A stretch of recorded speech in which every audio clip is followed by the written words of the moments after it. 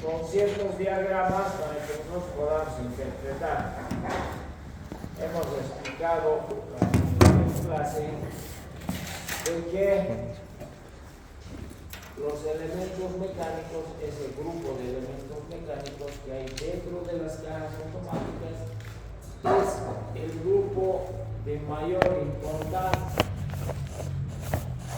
es el grupo que decide cómo va a trabajar la caja, los embragues, los frenos, las ruedas libres son la clave para que se hagan acciones de velocidad y ahí aparezcan las velocidades.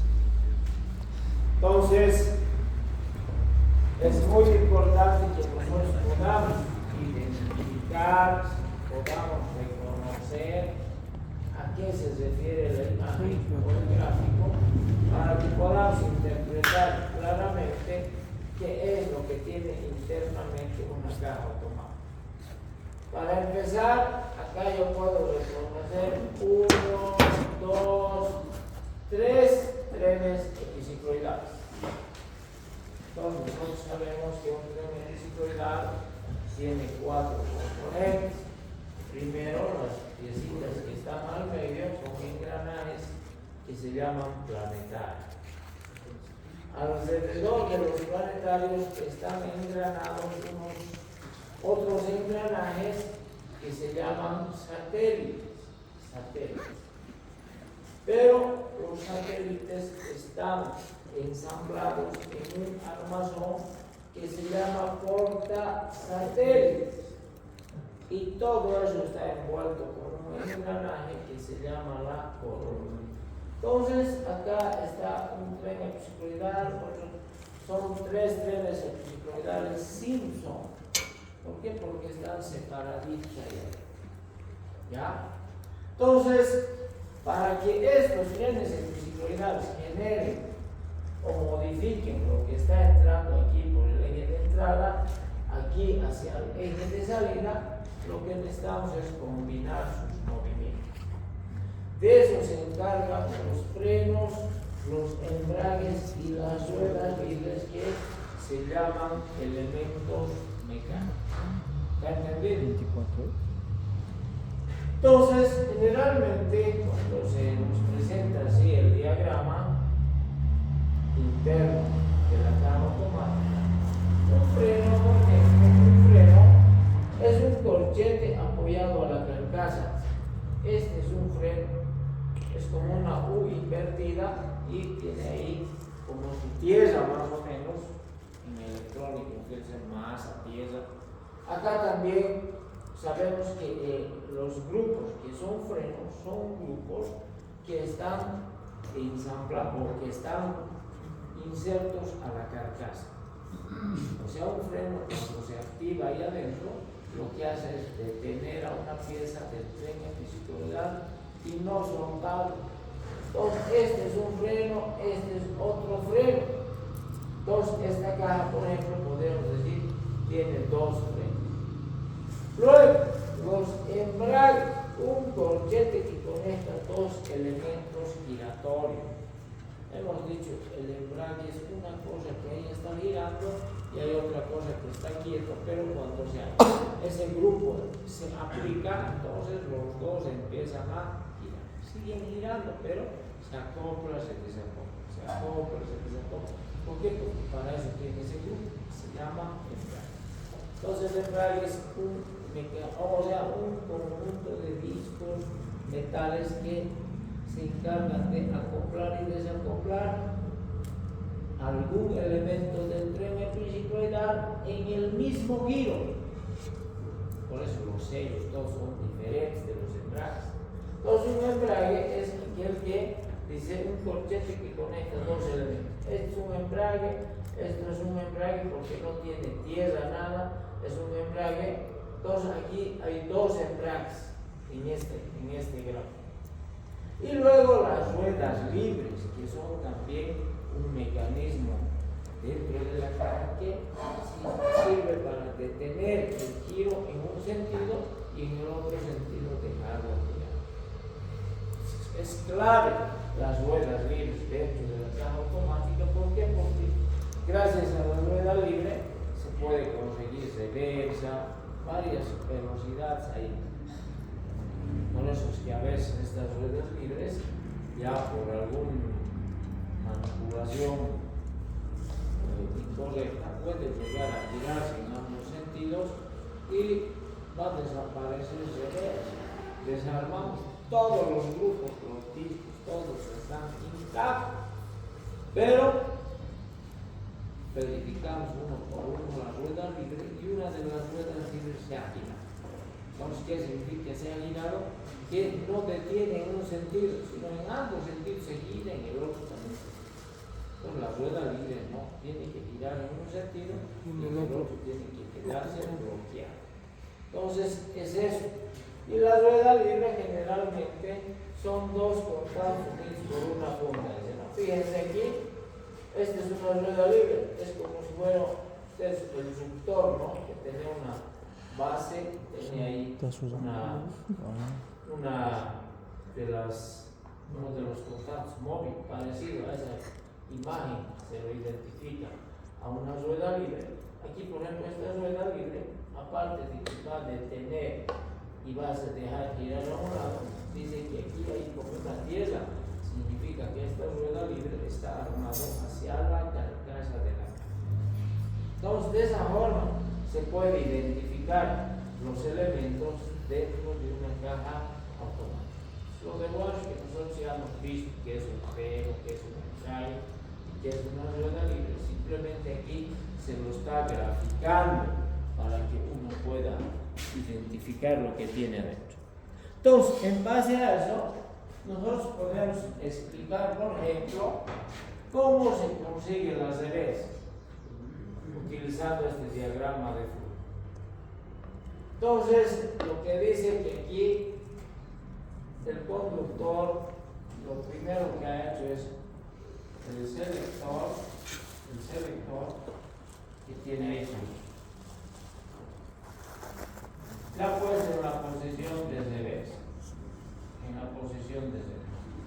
Entonces, cuando uno pone en la posición de reversa, dentro de la caja automática hay una válvula que trabaja justamente con el selector, con la palanca. Se llama válvula manual. Esa válvula manual, cuando he puesto reversa, ahí adentro se ha movido en una posición en la cual va a dejar pasar la presión de línea a unos circuitos para que suceda este trabajo ahí adentro. Entonces, cuando se pone reversa, dice, acá yo le voy a poner, es un embrague, esto de aquí, porque como hemos explicado, es una invertida y ahí tiene otro eje. Entonces, es un embrague. Entonces, lo que puedo decir, cuando se pone en reversa, el circuito hidráulico aplica C1. Aplica. ¿Qué significa si aplica C1? Significa que el giro que está viniendo de la turbina va a pasar directamente dentro de la caja. Entonces ahí hay un freno, pero ese freno en reversa no trabaja. Acá hay también otro freno, no trabaja. Por eso, dentro de la caja, no todo el tiempo, todos los grupos están trabajando. Simplemente depende del circuito hidráulico que tiene diseñado la caja. En este caso, fíjense, este freno no trabaja, esta rueda libre no trabaja, este freno no trabaja, este otro freno tampoco trabaja. Pero dice que, fíjense aquí, dice que esta B2, lo vamos a poner, se aplica. B2 se aplica. ¿Qué significa que el freno 2 se aplica? Cuando se aplica el freno 2, fíjense,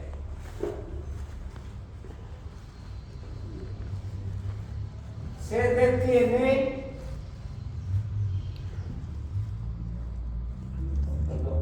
corona, tren episicloidal 1. A este le voy a decir tren episicloidal 1. se detiene porta satélite, tren episicloidal 2 y se detiene nuevamente corona, tren episicloidal 3. Además,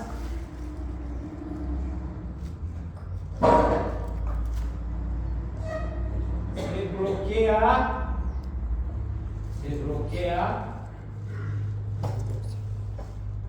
F, en este caso la rueda libre, FRLB. Entonces, fíjense, cuando yo en esta caja engancho reversa, dentro de la caja el sistema hidráulico empieza a trabajar y directamente, primero uno se aplica. Cuando se aplica el embrague 1, el giro pasa de lo que está viniendo de la turbina, va a pasar dentro de la caja. Fíjense, va a pasar y va a llegar al planetario del tren episicloidal. Pero como B2 se ha aplicado, B2 está haciendo también que este planetario, esta corona va a dejar de girar. ¿Por qué? Porque ese B2 está armado ahí adentro para que cuando se aplique detenga 3 piezas de los trenes episicloidales. Fíjense, va a detener. Además está activado aquí la rueda libre. ¿Qué significa? Fíjense, el giro ha llegado aquí y aquí está empezando a girar. Le va a obligar, esa es entrada, el planetario va a girar. Como está detenido, la corona es como si estuviera en primera lengua. Hemos dicho, en las combinaciones se detiene la corona, se mete el giro por el planetario, el portasatélites va a empezar a girar lentamente. Entonces aquí el portasatélites va a girar lento. Entonces ese giro del portasatélites va a llegar aquí. ¿Por qué? Porque está detenido el planetario, la corona, pero está girando el planetario y obliga a girar a los portasatélites lentamente. Va a llegar al segundo tren episicloidal el giro por la corona. La corona va a empezar a girar. Pero, ¿qué hemos dicho? Cuando se detiene el portasatélite y se hace girar la corona, el planetario invierte su giro. Aquí es donde se ha invertido el giro. Entonces va a girar al revés aquí. Y ese giro invertido se va a volver aquí y va a llegar así invertido el giro hasta T3. el planetario del tercer tren episicloidal. En el tercer tren episicloidal está detenido la corona, está girando el planetario en sentido inverso. Por tanto, el portasatélites que va a conectar a la salida va a girar lento y en sentido inverso. Entonces, y va a salir a la cola de la caja para que el auto empiece a caer. Entonces, de esa forma es que dentro de la caja automática se combinan los movimientos de los trenes episicloidales. En este caso, para reversa, los 3 trenes episicloidales han entrado en acción. El primer tren episicloidal ha hecho pasar el giro hacia el portasatélite. Mediante el portasatélites ha llevado el giro a la corona del segundo tren episicloidal. Ese tren episicloidal 2, o el segundo, ha invertido el giro. Y luego ese giro invertido en el tren episicloidal 3 nuevamente se ha reducido sin modificar, así invertido, y empieza a caminar el grupo. Entonces, de esa forma tenemos el funcionamiento interno de lo que es la caja automática. ¿Está entendido? Entonces, aquí la clave, ¿qué son? Una caja automática depende principalmente, fíjense, esto que es un embrague, esto que es un freno, y eso que es los elementos. Esto que es tren episicloidal 1, tren episicloidal 2, tren episicloidal 3, son los engranajes que hay ahí adentro.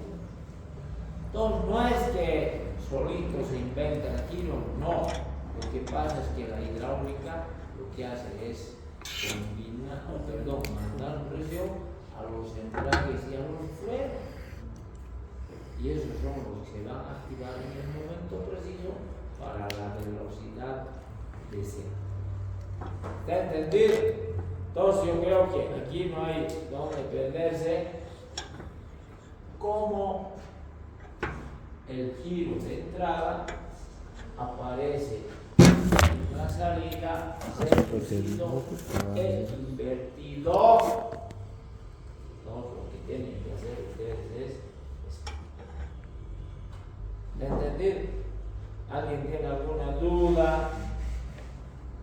Por eso es que las cajas están llenas de embragues, llenas de frenos, ruedas libres. ¿Por qué? Porque gracias a eso es que se consiguen las marchas.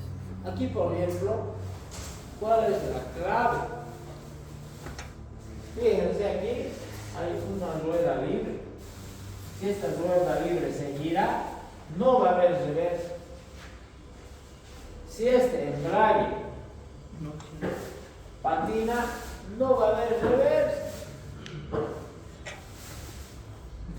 Entonces, es ahí donde uno tiene que analizar en reversa qué grupos son los que trabajan y atacar directamente a ese grupo para poder buscar la forma.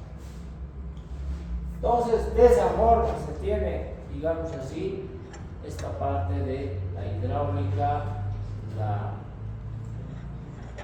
el grupo de los elementos mecánicos y lo que es los trenes episicloidales. ¿Entendido? Entonces, es muy importante esto, por ejemplo, es para que nosotros podamos hacer una explicación técnica. El condensado generalmente son dientes, estos no son inclinados, está en el eje de salida de la caja.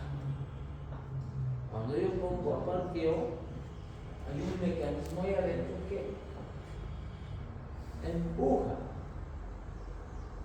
este pivote y lo inserta en una de las ranuras del engranaje. Cuando se inserta ahí, el auto no da ni atrás ni adelante. Y se escucha hasta el ruido cuando uno agarra incluso parqueo y suena ya. ¿Está bien?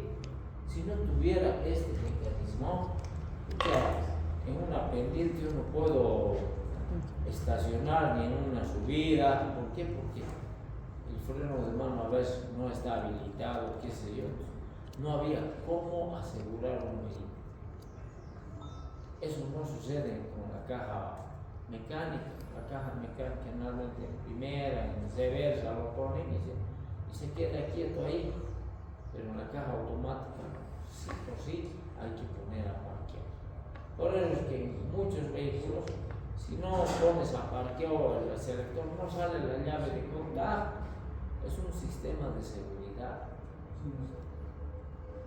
Además, hemos dicho que sí o sí, para poder, una vez que he puesto a parqueo, de ahí ya no se mueve el selector. Doy contacto. Si no piso el pedal de freno, no se va a liberar. ¿Por qué? Porque en el pedal de freno hay un interruptor. Ese interruptor es el que habilita ahí abajo del mecanismo un sistema eléctrico de un solenoide para que pueda jalar un eje y pueda liberar para que ese botón pueda entrar y tic, tic, tic, se sirva. Eso es un sistema de seguridad también. Hemos dicho que de parqueo a reversa no se puede así sin pisar freno, no va a poder enganchar. ¿Por qué? Porque ahí adentro puede haber daño en esta parte. Sí o sí no se va a liberar, todo el peso del auto está aquí apoyado en este engranaje. Entonces esto a veces no va a poder zafarse fácilmente, desbloquearse. Está ahí bien, digamos, presionado, al menos si está en una pendiente. Por eso generalmente lo que se recomienda es, estamos en una pendiente, subir el freno de mano y poner a parqueo. Cosa que cuando vuelvas y des contacto, pises freno, directamente, sin hacer mucho esfuerzo, va a bajar la palanca. Pero si no jalaba el freno de mano, entonces todo el peso del vehículo, si es en una pendiente, está ahí en ese pivote, con esto está ahí totalmente bien ajustado. Entonces, quien sabe eso, va a haber un ruido. Es normal a veces, es normal. ¿Por qué? Porque está ahí bien enganchado, bien apoyado, digamos así, el mecanismo de parqueo. Entonces, destrabar eso significa que va a tener que, así, zafarse, ¿no? Entonces, caso contrario, no voy a poder poner ninguna cosa. Entonces, eso es bien importante, digamos así, que el mecanismo de parqueo esté. Entonces, cuando vamos a desarmar, vamos a ver que sí o sí hay un pivote con un eje, es como una palanca, donde un cono en un eje va a desplazarse y lo va a presionar para que vaya a incrustarse ahí. Ni bien pongo en otra posición, esto se aleja y el resorte se lo tiene que volver a liberar. Entonces, eso hoy día, vamos a ver a detalle esa parte, cómo se hace. Traba, y ver siempre que este resorte de recuperación esté en su posición. Entonces, esto correspondía